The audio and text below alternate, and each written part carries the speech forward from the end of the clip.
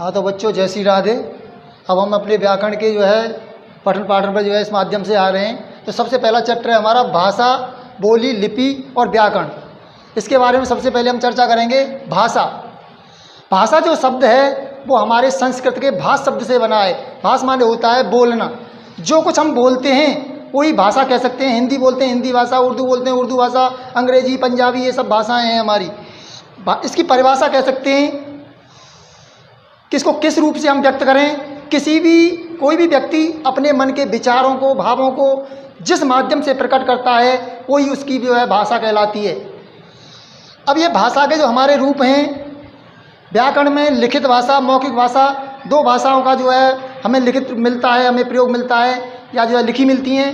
तो मौखिक भाषा, सबसे पहले मौखिक भाषा पे आ जाते हैं। व्यक्ति जिस परिवार में पैदा होता है, जिस परिवेश में पैदा होता है, जहाँ पैदा होता है, वो अपनी माता पिता की भाषा अपने आप सीख लेता है। या मुख से बोल करके डायरेक्ट किसी से कोई बात कही जाए, डायरेक्ट मुंह से मुंह कही जाए, वो बात हमारी मौखिक भाषा के अंतर्गत आती है। जैसे हम लोग आपस में बातचीत करते हैं, मोबाइल का प्रयोग करते हैं, या और किसी तरह से हम इस तरह आपस में वार्तालाप करते हैं, या रेडियो से सुनते हैं, टीवी से सुनते हैं, तो वो सब हमारी भाषा का मौखिक रूप होता है। दूसरा होता है लिखित रूप।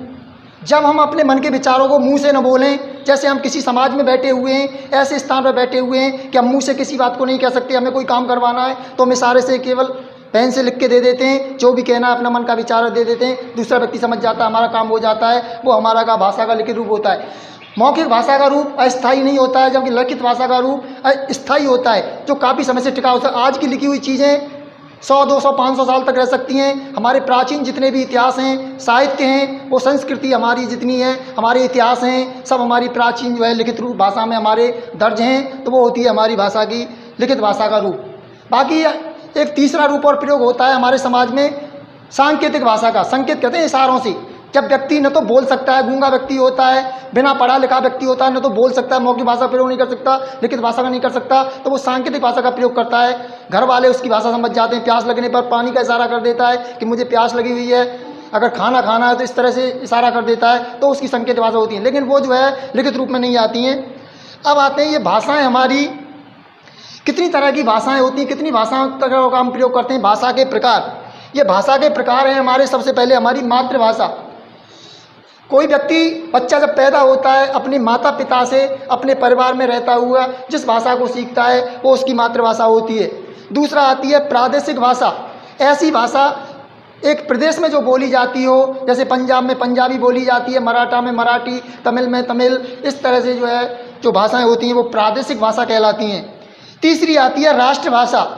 ऐसी भाषा जो हमारी किसी भी देश में, राष्ट्र कहते हैं किसी भी देश में जिस भाषा का प्रयोग सबसे अधिक होता है वो उस देश की राष्ट्रभाषा राष्ट्रभाषा कहलाती है। वैसे हिंदी हमारी राष्ट्रभाषा होनी चाहिए थी, लेकिन संविधान में हमारी हिंदी को राष्ट्रभाषा के रूप में दर्ज नहीं किया गया है, उसको राजभाषा के रूप में दर्ज किया गया है। राजभाषा क्या है? ऐसी कोई भाषा, किसी देश की, राष्ट्र की ऐसी भाषा जिसका प्रयोग हमारे सरकारी दफ्तरों में, बैंकों में, पोस्ट ऑफिसों में जो प्रयोग किए जाते हैं उनको हम राजभाषा कहते हैं। आज भी हम किसी बैंक में जाते हैं या पोस्ट घर में जाते हैं तो फार्म दो प्रकार का पाता है, एक इंग्लिश में पाता है, एक हमारा हिंदी में पाता है राजभाषा में। तो हमारी राजभाषा हिंदी है।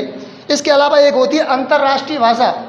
ऐसी भाषा जो केवल एक देश में न बोल करके अनेक देशों में जिसका प्रयोग होता हो, अनेक देश वाले जिनको आपस में वार्तालाप का साधन बनाते हों, जानकारी प्राप्त करते हों, वो हमारी अंतर्राष्ट्रीय भाषा कहलाती है। जैसे हमारे देश के खिलाड़ी हैं या और कोई भी व्यक्ति परदेशी पर्यटन पर जाते हैं, घूमने फिरने जाते हैं, तो वो केवल हिंदी अगर बोलेंगे, पंजाबी, ब्रज भाषा, कोई भी भाषा बोलेंगे तो उनका प्रयोग नहीं करेंगे, क्यों? कोई समझेगा नहीं। उसके लिए वो अंतर्राष्ट्रीय भाषा का प्रयोग करते हैं। जैसे इंग्लिश आजकल हमारी अंतर्राष्ट्रीय भाषा के रूप में प्रयोग की जाने लगी है। तो ये हमारे भाषा के रूप हैं जितनी तरह से हम इसका प्रयोग कर रहे थे और जिनको हम बोलते हैं। दूसरा चैप्टर, हाँ तो बच्चों अभी चलते थे, हम भाषा के बारे में अभी जानकारी की थी। बोली क्या होती है?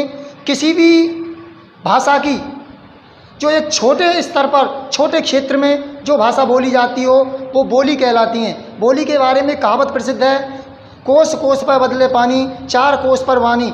अर्थात हमारी जो भाषा है थोड़ी थोड़ी दूर जाएंगे उतना ही भाषा में अंतर मिल जाएगा। तो ये भाषा का जो है क्षेत्रीय छोटे छोटे रूप में जहाँ जहाँ भाषाएँ बोली जाती हैं, हमारे देश में सैकड़ों प्रकार की भाषाएँ बोली जाती हैं, जिनको जो है केवल उसी एरिया के लोग हैं, उसी क्षेत्र के लोग हैं, उस भाषा का प्रयोग करते हैं। इसकी विशेषता होती है कि जो बोली होती हैं उनकी साहित्यिक रचनाएं नहीं होती हैं, अर्थात उनमें कहानी, किताब, पुस्तक या जो है कविताएं, ऐसा जो है साहित्यिक रचनाएं नहीं होती हैं। तो ऐसा जो भाषा का ऐसा रूप जो किसी छोटे क्षेत्र में बोला जाता हो वो बोली कहलाता है। तो हमारे देश में अनेकों बोलियाँ हैं। दूसरा आता है उपभाषा। भाषा की छोटी भाषा को उपभाषा कहते हैं। जैसे प्रधानमंत्री, उप प्रधानमंत्री, प्रधानाचार्य, उप प्रधानाचार्य, माने छोटा। तो उपभाषा क्या होती है? किसी भी बोली, कोई भी जब बोली है किसी क्षेत्र में बोली जाती है और वो इतनी विकसित हो जाए कि उसका प्रयोग हमारे साहित्य में आने लग जाए, कहानी बनने लग जाए, कविताएं बनने लग जाएं, गाने बनने लग जाएं, इस तरह की जो अगर प्रयोग होता है तो उसको हम जो है उपभाषा मान ली जाती है। जैसे हमारी ब्रज भाषा है, एक बोली थी ब्रज बोली, तो उसमें जो है जब भाषाएँ लिखनी, रसकान, कबीरदास, सूरदास जी, मीराबाई, अनेक ऐसे जो है कवि हुए जिन्होंने अपनी रचनाएं लिखी, कविताएं लिखी और वो हमारी बोली एक प्रसिद्ध बोलियों में आ गई, तो वो जो है उपभाषा बन जाती है। तो ब्रजभाषा, खड़ी बोली, मैथिली, अवधी आदि ये सब हमारी उपभाषाएं कहलाने लगी। जैसे उपभाषा अवधी भाषा में पूरी जो रामायण की तुलसीदास जी ने वो अवधी भाषा में लिखी है। तो ये अवधी एक बोली थी, लेकिन इसका जब जो है विकसित रूप हुआ, साहित्य रचना हुई, तो ये हमारी उपभाषा में गिननी जाने लगी, तो इसे कहते हैं उपभाषा। अगला हमारा प्रकरण था व्याकरण। व्याकरण कहते किसे हैं? किसी भी भाषा का ऐसा रूप जो हमें उस भाषा के बारे में ये बताए कि ये वाक्य सही है, गलत है। जैसे अभी एक वाक्य बोलता हूँ मैं, गाय आ रहा है, तो सब लोग सुनकर हंसेंगे, गाय आ रहा है नहीं सर, गाय आ रही है, ऐसा बोलना चाहिए। बैल जा रहा है, मैं कह दूं बैल जा रही है, कहेंगे साहब गलत बोल रहे हैं, क्यों? पुल्लिंग का स्त्रीलिंग कर रहे हैं, स्त्रीलिंग का पुल्लिंग कर रहे हैं। तो व्याकरण हमें यह सिखाता है कि भाषा को किस तरह से बोला जाए, किस तरह प्रयोग किया जाए। व्याकरण जो होती है किसी भी भाषा की जड़ होती है। किसी भी भाषा को जानना, चाहे इंग्लिश हो, हिंदी हो, कोई भी भाषा को हमें जानना है तो उसकी व्याकरण का ज्ञान होना बहुत ज़रूरी है। इसीलिए व्याकरण में हम देखते हैं कि किसी भी भाषा को जो है शुद्ध अशुद्ध का जो पता लगा है वो कहलाती है व्याकरण। परिभाषा रूप में कह सकते हैं हम भाषा का ऐसा रूप जो हमें शुद्ध अशुद्ध का ज्ञान कराए, उसे हम व्याकरण कहते हैं। व्याकरण के 3 अंग होते हैं, एक वर्ण विचार, शब्द विचार, वाक्य विचार। वर्ण क्या होते हैं? हिंदी के जैसे वर्ण है, छोटा बड़ा जो वर्ण है वो वर्ण है हमारे, जिस वर्णों में होता है कौन सा कंठ वर्ण है, कौन सा ह्रस्व है, कौन सा लघु है, कौन सा गुरु है। आगे अगला चैप्टर आएगा वर्ण विचारों में, उस समय वर्ण विचार तुम्हें बताए जाएंगे। दूसरा आता है शब्द विचार।